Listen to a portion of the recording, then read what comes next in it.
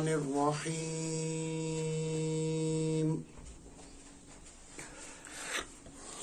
الحمد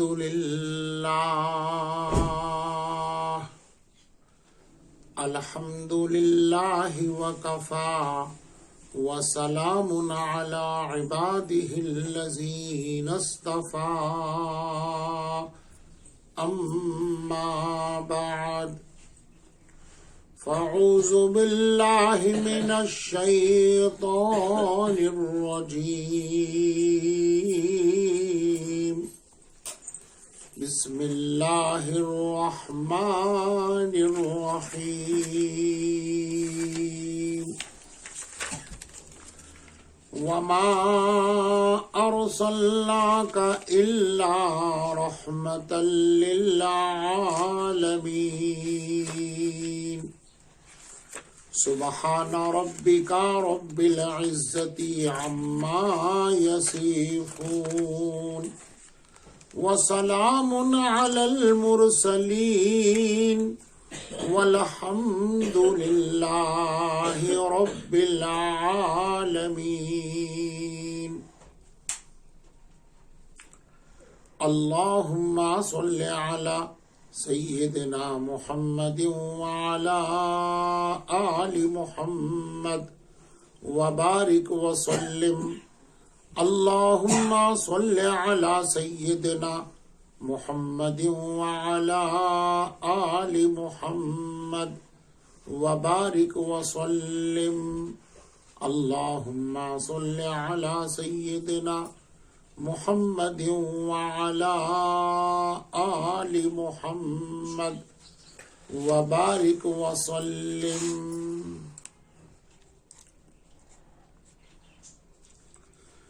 پیارے آقا صلی اللہ علیہ وسلم کی زندگی مبارک کے بارے میں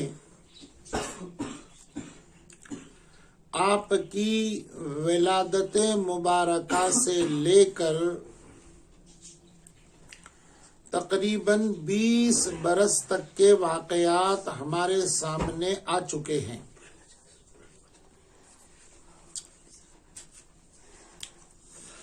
اب یہاں 20واں سال آپ کا لگا ہوا ہے عمر مبارک کا، تو آپ کی ارحاسات کیا دیکھنے میں آتی ہیں وہ سن لیجئے۔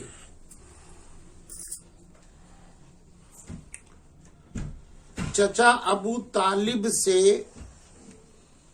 ایک مرتبہ ہمارے نبی صلی اللہ علیہ وسلم کہنے لگے کہ چچا رات مجھے خواب بہت آتے ہیں اور بار بار آ رہے ہیں، آج مجھے آپ کو کہنا پڑا۔ ابو طالب نے پوچھا کیا خواب آتے ہیں؟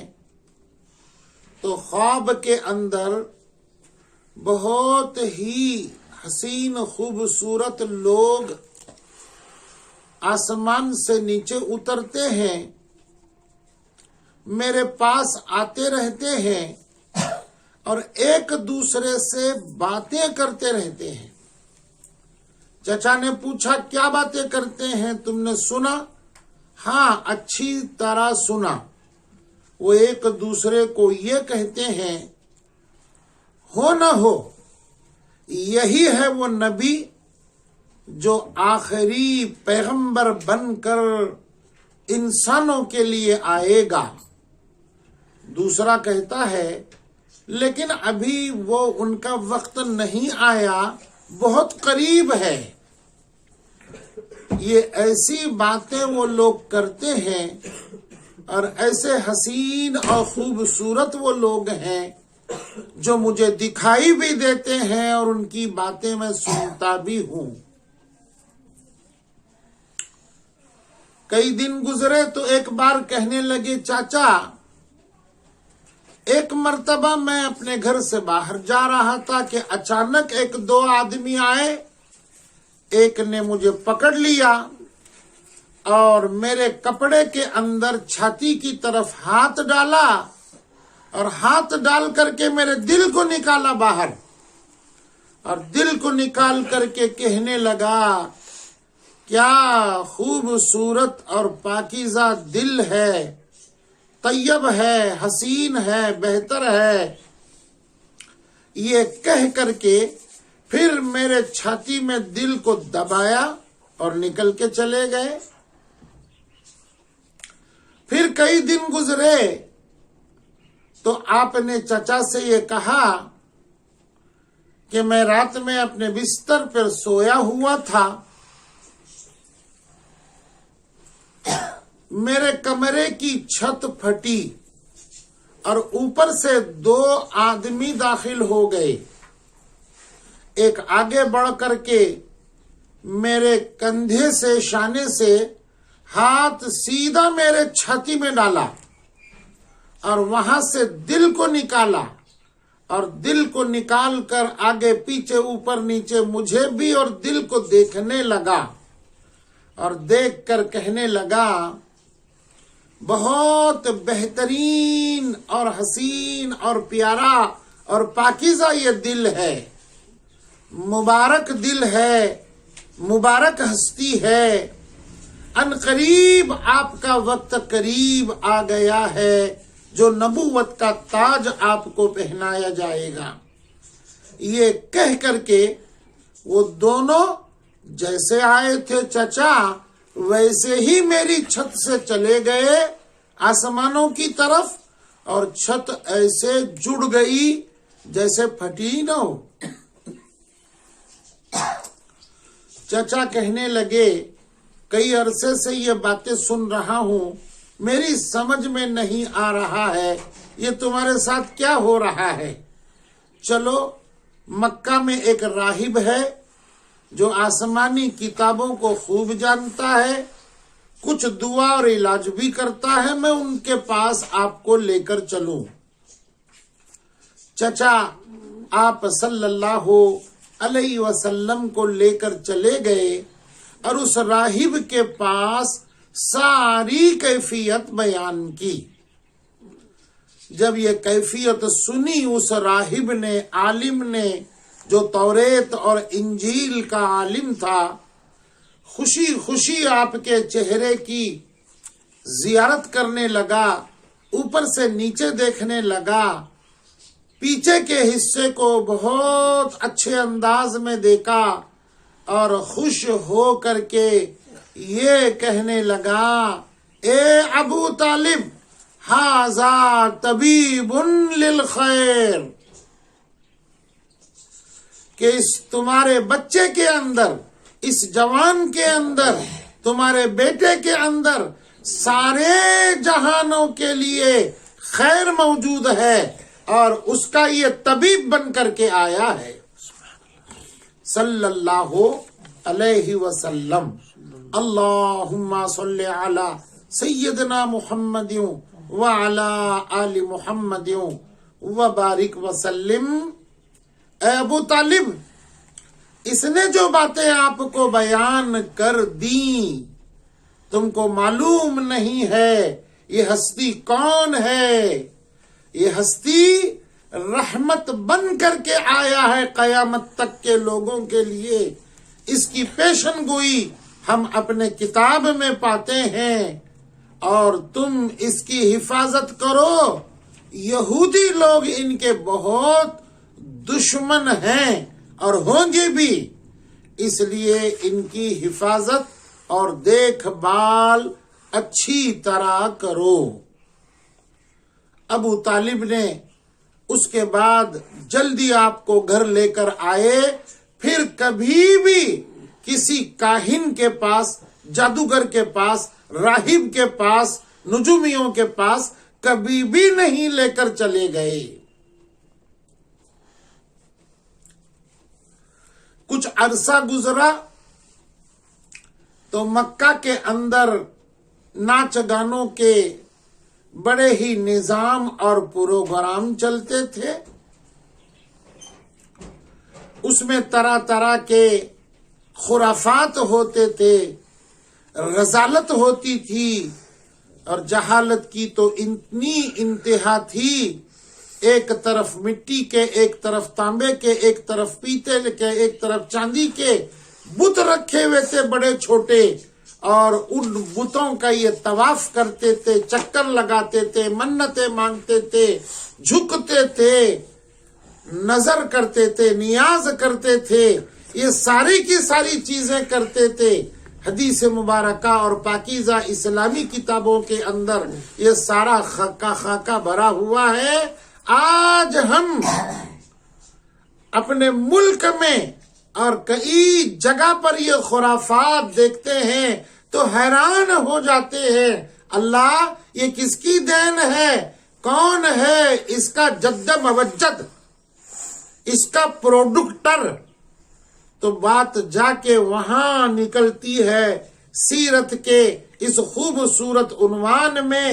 یہ جو جاہل تھے، یہ جو مشرک تھے، یہ جو ضدی تھے، یہ جو شرابی تھے، یہ جو آوارہ تھے، یہ جو بد چلن تھے، یہ انہی سے رسم نکلی ہے۔ افسوس در افسوس آج امت کا اکثر طبقہ جو معمولی علم رکھتا ہے، عقل شعور برابر ہے، اور ایسی جہالتوں میں آج بھی ملوث نظر آتا ہے۔ پروردگار عالم سے ہم دعا کرتے ہیں سیرت طیبہ کے اس خوبصورت آپ کی جھلکیاں مبارک جو ارحاس کی برکات ہے، اس کے صدقے میں امت کو توحید کی، عقیدے کی، ایمان کی سلامتی کے ساتھ نیک اعمال کی توفیق خدا عطا فرمائے۔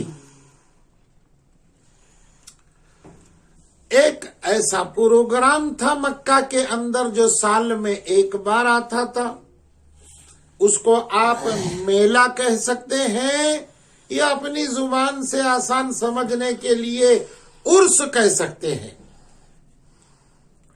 حالانکہ عرس جو ہے، عرس، یہ کوئی بری چیز نہیں تھی، ہمارے کردار اور بد چلنی نے اس کو اتنا برا بنا دیا۔ عرس کا لفظ عروس سے بنا ہے، جو کنواری لڑکی نکاح کے بندھن میں بند کر کے دولہے کے پاس آ جاتی ہے تو اس کو عروس کہتے ہیں، اسی سے عرس بنا ہے۔ اہل اللہ اپنی ساری زندگی معرفت الہیہ کے اندر کھپاتے ہیں، وقف کرتے ہیں، ختم کرتے ہیں، جن کا جب وقت ان کا دیدار الہی کا آ جاتا ہے، اپنے معشوق کے عشق کے اندر اپنے آپ کو مٹانے کا اور اس کی زیارت کا وقت آتا ہے، تو پروردگار ان کے قبر کو جنت کا باغیچہ بناتے ہیں اور ان کو عروس کر کے اللہ کے طرف سے اس کے فرشتے پکارتے ہیں، سو جاؤ۔ اس رات کے اندر دولہے کے ساتھ دلہن خوشی کے ساتھ عروس بن کے آرام کر رہی ہے۔ اے میرے ولی اور بندے، تو آرام کر جا اس عروس کی طرح۔ اسی سے عرس بنا ہے۔ اور عرس کے اندر پھر ہوتا کیا تھا؟ یہ ہوتا تھا کہ ان کی سوانح حیات، زندگی، پاکیزہ اخلاق، کردار، ذکر، اللہ اللہ، پاک دامنی، شرم، مروت، شرافت، یہ سب بیان کی جاتی تھی، پیغام دیا جاتا تھا ایسا بننے کا۔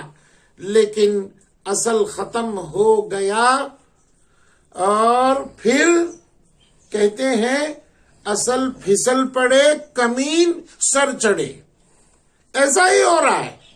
اصلیت چلی گئی، اور جو نقالی تھے، نقال کمین قسم کے، وہ آ گئے۔ بہرحال تو وہ مکہ میں سمجھیے عرس تھا یا میلہ تھا۔ کچھ جوانوں نے ہاتھ پکڑا آقا صلی اللہ علیہ وسلم کا اور کہا چلو، ارے تم بھی چلو، دیکھو کھیل کود کیسے ہوتا ہے۔ اب آقا علیہ الصلاۃ والسلام چلے گئے، کیا دیکھتے ہیں؟ چاروں طرف بت کھڑے ہوئے ہیں، رنگ رلیاں ہیں، ناچ گانے ہیں، اور اس کے علاوہ آپ نے حیرت سے دیکھا یہ مشرکان مکہ اور یہ قریشی اس کا طواف کر رہے ہیں۔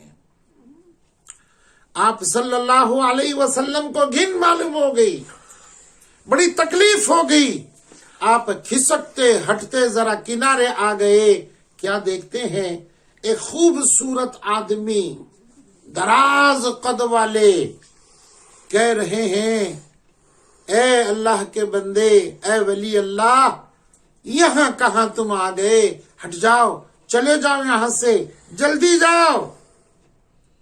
کہا کیوں؟ اگر تم نہیں چلے گئے بت تم کو دیکھیں گے اور پہچانیں گے، یہ بت کے سامنے سجدہ کر رہے ہیں، سارے بت تم کو سجدہ کریں گے۔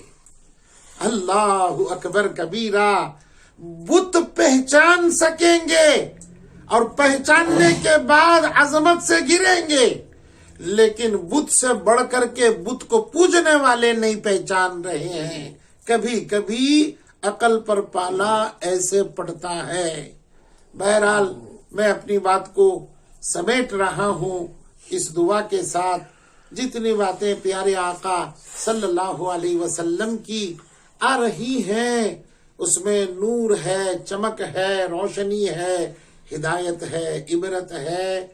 اللہ ہم تماموں کو آپ کے زندگی کے ہر ذرے ذرے سے ہدایت لے کر آپ کے اسوہ حسنہ کی روشنی میں، اجالے میں جینا مرنا نصیب فرمائے۔ وآخر الدعوانا ان الحمد للہ رب العالمین۔